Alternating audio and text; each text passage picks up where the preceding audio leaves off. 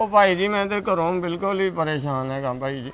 ਸਵੇਰੇ ਸਵੇਰੇ ਜਨਾਨੀ ਲੜ ਪਈ ਮੇਰੇ ਨਾਲ, ਮੈਨੂੰ ਕਹਿੰਦੀ ਉੱਥੋਂ 100 ਦੀ ਦਾਲ ਤੇ ਕਿਲੋ ਚੌਲ ਲੈ ਗਿਆ ਤੇ ਵਿੱਚੋਂ ਨਾ ਧਨੀਆ ਤੇ ਟਮਾਟਰ ਲਿਆਉਣੇ ਆ। ਹਜੇ ਸੋਚਦਾ ਮੈਂ ਬਾਹਰ ਨਿਕਲਿਆ ਤੇ ਟਿੱਡਾ ਜਿਹਾ ਵੱਜਿਆ, ਉਹਨੇ ਮੇਰੇ ਪੱਟ 'ਚ ਖੱਲੀ ਪਾਤੀ, ਨੀਵਾਂ ਬਹੁਤ ਸੀਗਾ। ਮੈਨੂੰ ਕਹਿੰਦਾ ਮੇਰਾ ਨਾ ਕਬੂਤਰ ਉੱਡਿਆ, ਵੀ ਮੈਂ ਡਾਇਆ ਵਾ ਹੈਂ। ਕਿੰਨੀ ਟੈਨਸ਼ਨ ਦਿੰਦੇ ਆ ਯਾਰ, ਇਹਨਾਂ ਦੀਆਂ ਜਨਾਨੀਆਂ ਨਹੀਂ ਹੁੰਦੀਆਂ। ਉਦੋਂ ਟਿੱਡੇ ਜਿਹੇ ਤੋਂ ਜਾਨ ਛੁੱਟੀ ਆ, ਥੋੜਾ ਜਿਹਾ ਤੁਰਿਆ ਤੇ ਕਿ ਗੱਡੀ ਵਾਲਾ ਕੰਜਰ ਜਿਹਾ ਵਿੱਚ ਵੱਜ ਗਿਆ। ਓਏ ਮੈਨੂੰ ਕਹਿਣ ਡਿਆ ਤੂੰ ਜਾ ਚਲੇ ਜਾ, ਐਡੀ ਲੰਮੀ ਦਾਸਤਾਂ ਵਾ ਕਿਤਾਬ ਦੇ ਮੈਂ ਘਰ ਜਾ ਕੇ ਪੜ੍ਹ ਲੈਣਾ ਵਾ। ਜਾ ਯਾਰ, ਤੇਰੀ ਜਨਾਨੀ ਹੈ ਨਹੀਂ ਤਾਂ ਤੂੰ ਫਰੈਸ਼ ਫਿਰੰਦੇ ਆ। ਪਤਾ ਨਹੀਂ ਕੀ ਗੱਲ ਆ, ਲੋਕਾਂ ਅੱਗੋਂ ਬਿੱਲੀ ਲੰਘ ਜਾਵੇ ਤੇ ਉਹਨਾਂ ਦੇ ਕੰਮ ਖਰਾਬ ਹੁੰਦੇ ਆ। ਮੇਰੀ ਸਵੇਰੇ ਸਵੇਰੇ ਜਨਾਨੀ ਬੋਲਦੀ ਆ ਤੇ ਕੰਮ ਖਰਾਬ ਹੋ ਜਾਂਦਾ। ਪਤਾ ਨਹੀਂ ਕੀ,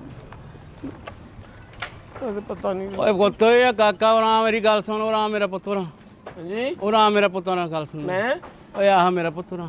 ਹਾਂਜੀ ਹਾਂਜੀ। ਉਹ ਮੇਰਾ ਪੁੱਤ ਕੀ ਗੱਲ ਆ, ਕੀ ਬੁੜਬੁੜ ਕਰਦਾ ਜਾਣਦੇ ਆ ਵਾ? ਅਸਲ ਦੇ ਵਿੱਚ ਜਦੋਂ ਮੈਨੂੰ ਕੋਈ ਗੱਲ ਕਰਦਾ ਨਾ ਤੇ ਮੇਰੀ ਸਮਝ ਨਹੀਂ ਆਉਂਦੀ ਹੈਗੀ। ਜਦੋਂ ਕੋਈ ਗੱਲ ਸਾਰੀ ਸਮਝਾ ਦਿੰਦਾ, ਮੇਰਾ ਧਿਆਨ ਵੀ ਉਧਰ ਨਹੀਂ ਹੁੰਦਾ। ਬੜੀ ਪਰੇਸ਼ਾਨੀ ਹੈ ਜੀ ਮੇਰੇ ਨਾਲ।